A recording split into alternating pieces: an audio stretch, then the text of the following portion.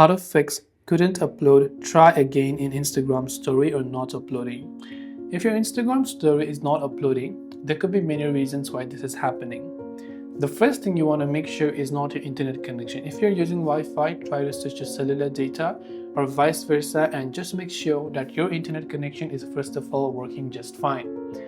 After you've made sure of that, if you're using Android, you can long press on the Instagram app icon, tap the I button to come to your app info page, which will take you to this page. Go to storage, here tap on clear cache and clear data, which will reset the app, so you have to log in again. If you're using iPhone, you cannot clear the cache, so better off with offloading the app instead.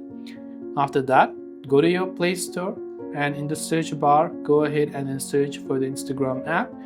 You have to check if the Instagram app has an update, and if it does, you will see the update button there, so make sure to also update it to the latest version. Then after you've done that, next time whenever you open up Instagram, you should be able to upload your story without any issues. Hopefully one of these may have helped you solve the problem.